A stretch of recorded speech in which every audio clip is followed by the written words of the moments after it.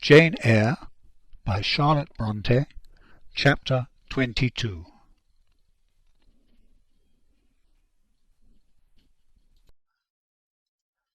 Mr. Rochester had given me but 1 week's leave of absence, yet a month elapsed before I quitted Gateshead.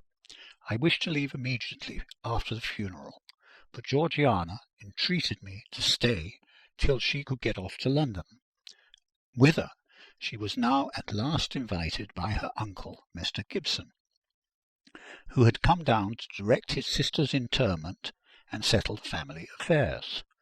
Georgiana said she dreaded being left alone with Eliza. From her she got neither sympathy in her dejection, support in her fears, nor aid in her preparations. So I bore with her feeble-minded wailings and selfish lamentations as well as I could, and did my best in sewing for her and packing her dresses. It is true that while I worked, she would idle, and I thought to myself, if you and I were destined to live always together, cousin, we would commence matters on a different footing. I should not settle tamely down into being the forbearing party. I should assign you your share of labour, and compel you to accomplish it, or else it should be left undone. I should insist also on your keeping some of those drawling, half-insincere complaints hushed in your own breast. It is only because our connection happens to be very transitory, and comes at a peculiarly mournful season, that I consent thus to render it so patient and compliant on my part. At last I saw Georgiana off, but now it was Eliza's turn to request me to stay another week. Her plans required all her time and attention, she said. She was about to depart for some unknown bourne, and all day long she stayed in her own room, her door bolted within, filling trunks, emptying drawers, burning papers, and holding no communication with anyone. She wished me to look after the house, to see callers, and answer notes of condolence. One morning she told me I was at liberty, and she added, I am obliged to you for your valuable services and discreet conduct. There is some difference between living with such an one as you and with Georgiana. You perform your own part in life and burden no one. Tomorrow, she continued, I set out for the continent. I shall take up my abode in a religious house near Lille, a nunnery you would call it. There I shall be quiet and unmolested. I shall devote myself for a time to the examination of the Roman Catholic dogmas, and to a careful study of the workings of their system. If I find it to be, as I half suspect it is, the one best calculated to ensure the doing of all things decently and in order, I shall embrace the tenets of Rome and probably take the veil. I neither expressed surprise at this resolution, nor attempted to dissuade her from it. The vocation will fit you to a hair, I thought. Much good may it do you. When we parted, she said, Good-bye, cousin Jane Eyre. I wish you well. You have some sense. I then returned, You are not without sense, cousin Eliza, but what you have, I suppose, in another year will be walled up alive in a French convent. However, it is not my business, and so it suits you. I don't much care. You are in the right, said she, and with these words we each went our separate way. As I shall not have occasion to refer either to her or her sister again, I may as well mention here that Georgiana made an advantageous match with a wealthy, worn-out man of fashion, and that Eliza actually took the veil, and is at this day superior of the convent where she passed the period of her novitiate, and which she endowed with her fortune. How people feel when they are returning home from an absence, long or short, I did not know. I had never experienced the sensation. I had known what it was to come back to Gateshead when a child after a long walk, to be scolded for looking cold or gloomy, and later what it was to come back from church to Lowood, to long for a plenteous meal and a good fire, and to be unable to get either. Neither of these returnings was very pleasant or desirable. No magnet drew me to a given point, increasing in its strength of attraction the nearer I came. The return to Thornfield was yet to be tried. My journey seemed tedious, very tedious. 50 miles one day, a night spent at an inn, 50 miles the next day. During the first 12 hours I thought of Mrs. Reed in her last moments. I saw her disfigured and discoloured face, and heard her strangely altered voice. I mused on the funeral day, the coffin, the hearse, the black train of tenants and servants. Few was the number of relatives. The gaping vault, the silent church, the solemn service. Then I thought of Eliza and Georgiana. I beheld one the cynosure of a ballroom, the other the inmate of a convent cell, and I dwelt on and analysed their separate peculiarities of person and character. The evening arrival at the great town of scattered these thoughts. Night gave them quite another turn. I lay down on my traveller's bed. I left reminiscence for anticipation. I was going back to Thornfield, but how long was I to stay there? Not long, of that I was sure. I had heard from Mrs. Fairfax in the interim of my absence. The party at the Hall was dispersed. Mr. Rochester had left for London 3 weeks ago, but he was then expected to return in a fortnight. Mrs. Fairfax surmised that he was gone to make arrangements for his wedding, as he had talked of purchasing a new carriage. She said the idea of his marrying Miss Ingram still seemed strange to her, but from what everybody said, and from what she had herself seen, she could no longer doubt that the event would shortly take place. "You would be strangely incredulous if you did doubt it," was my mental comment. I don't doubt it. The question followed, where was I to go? I dreamt of Miss Ingram all the night. In a vivid morning dream I saw her closing the gates of Thornfield against me and pointing me out another road, and Mr. Rochester looked on with his arms folded, smiling sardonically, as it seemed, at both her and me. I had not notified to Mrs. Fairfax the exact date of my return, for I did not wish either car or carriage to meet me at Millcote. I proposed to walk the distance quietly by myself, and very quietly, after leaving my box in the ostler's care, did I slip away from the George Inn about 6 o'clock of a June evening, and take the old road to Thornfield, a road which lay chiefly through fields and was now little frequented. It was not a bright or splendid summer evening, though fair and soft. The haymakers were at work all along the road, and the sky, though far from cloudless, was such as promised well for the future. Its blue, where blue was visible, was mild and settled, and its cloud strata high and thin. The west, too, was warm. No watery gleam chilled it.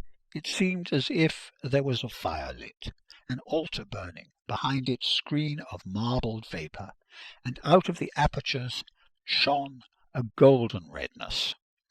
I felt glad as the road shortened before me, so glad that I stopped once to ask myself what joy meant, and to remind reason that it was not to my home I was going, or to a permanent resting place, or to a place where fond friends looked out for me and waited my arrival. "Mrs. Fairfax will smile you a calm welcome, to be sure," said I, "and little Adele will clap her hands and jump to see you. But you know very well you are thinking of another than they, and that he is not thinking of you." But what is so headstrong as youth? What so blind as inexperience? These affirmed that it was pleasure enough to have the privilege of again looking on Mr. Rochester, whether he looked on me or not. And they added, "Hasten, hasten, be with him while you may. But a few more days or weeks at most, and you are parted from him for ever." And then I strangled a new-born agony, a deformed thing which I could not persuade myself to own and rear, and ran on. They are making hay too in Thornfield Meadows, or rather the labourers are just quitting their work and returning home with their rakes on their shoulders. Now at the hour I arrive. I have but a field or two to traverse, and then I shall cross the road and reach the gates. How full the hedges are of roses! But I have no time to gather any. I want to be at the house. I passed a tall briar, shooting leafy and flowery branches across the path. I see the narrow stile with stone steps, and I see Mr. Rochester sitting there, a book and a pencil in his hand. He is writing. Well, he is not a ghost, yet every nerve I have is unstrung. For a moment I am beyond my own mastery. What does it mean? I did not think I should tremble in this way when I saw him, or lose my voice or the power of motion in his presence. I will go back as soon as I can stir. I need not make an absolute fool of myself. I know another way to the house. It does not signify if I knew 20 ways, for he has seen me. "Hallo," he cries, and he puts up his book and his pencil. "There you are. Come on, if you please."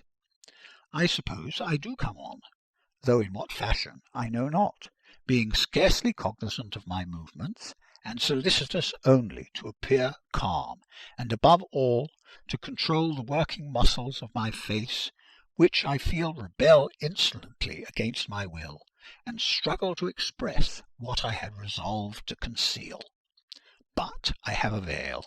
It is down. I may make shift yet to behave with decent composure. "And this is Jane Eyre. Are you coming from Millcote? And on foot?"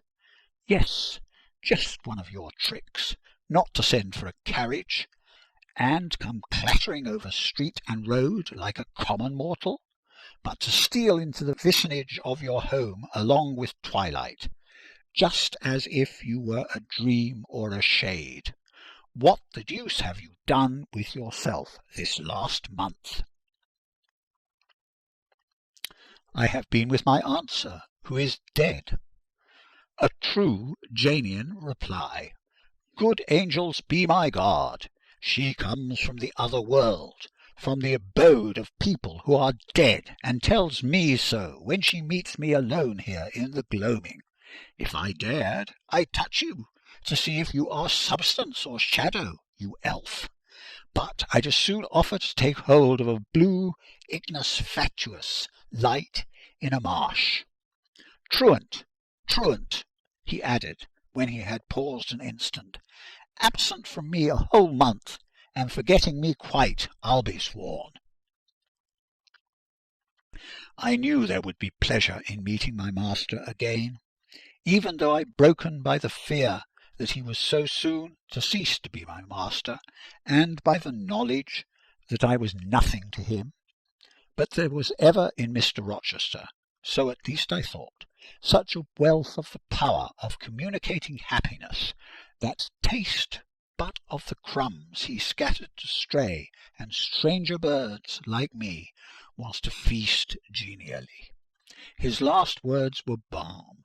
They seemed to imply that it imported something to him, whether I forgot him or not, and he had spoken of Thornfield as my home. Would that it were my home. He did not leave the stile, and I hardly liked to ask to go by. I inquired soon if he had not been to London. "Yes, I suppose you found that out by second sight." Mrs. Fairfax told me in a letter. "And did she inform you what I went to do?" "Oh, yes, sir. Everybody knew your errand." "You must see the carriage, Jane, and tell me if you don't think it will suit Mrs. Rochester exactly, and whether she won't look like Queen Boadicea, leaning back against those purple cushions. I wish, Jane, I were a trifle better adapted to match with her externally. Tell me now, fairy as you are, can't you give me a charm, or a philtre, or something of that sort, to make me a handsome man?" "It would be past the power of magic, sir, and in thought I added, a loving eye is all the charm needed. To such you are handsome enough. Or rather, your sternness has a power beyond beauty." Mr. Rochester had sometimes read my unspoken thoughts with an acumen to me incomprehensible. In the present instance he took no notice of my abrupt vocal response, but he smiled at me with a certain smile he had of his own, and which he used but on rare occasions. He seemed to think it too good for common purposes. It was the real sunshine of feeling. He shed it over me now. "Pass, Janet," said he, making room for me to cross the stile. "Go up home, and stay your weary little wandering feet at a friend's threshold." All I had now to do was to obey him in silence. No need for me to colloquize further. I got over the stile without a word, and meant to leave him calmly. An impulse held me fast. A force turned me round. I said, or something in me said for me, and in spite of me, "Thank you, Mr. Rochester, for your great kindness. I am strangely glad to get back again to you, and wherever you are is my home, my only home." I walked on so fast that even he could hardly have overtaken me had he tried. Little Adele was half wild with delight when she saw me. Mrs. Fairfax received me with her usual plain friendliness. Leah smiled, and even Sophie bid me bonsoir with glee. This was very pleasant. There is no happiness like that of being loved by your fellow creatures, and feeling that your presence is an addition to their comfort. I that evening shut my eyes resolutely against the future. I stopped my cars against the voice that kept warning me of near separation and coming grief. When tea was over, and Mrs. Fairfax had taken her knitting, and I had assumed a low seat near her, and Adele, kneeling on the carpet, had nestled close up to me, and a sense of mutual affection seemed to surround us with a ring of golden peace, I uttered a silent prayer that we might not be parted far or soon.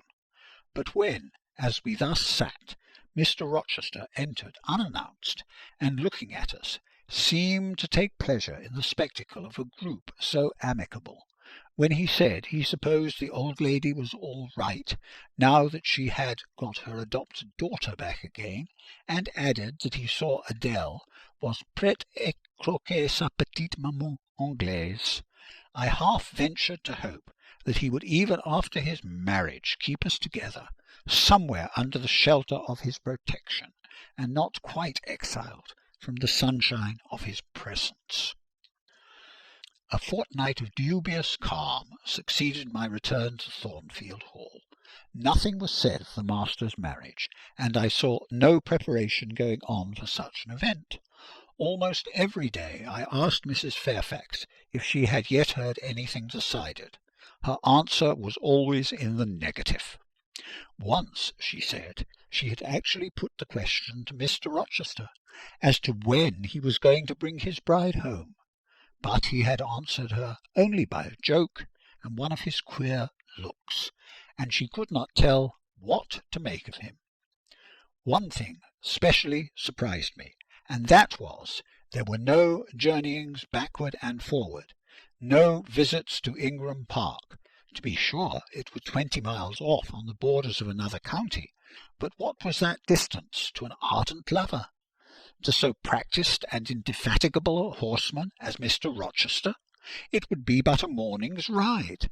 I began to cherish hopes I had no right to conceive. That the match was broken off, that rumour had been mistaken, that one or both parties had changed their minds. I used to look at my master's face to see if it was sad or fierce, but I could not remember the time when it had been so uniformly clear of clouds or evil feelings. If in the moments I and my pupil spent with him I lacked spirits and sank into inevitable dejection, he became even gay. Neither had he called me more frequently to his presence, never been kinder to me when there, and alas, never had I loved him so well. End of chapter 22.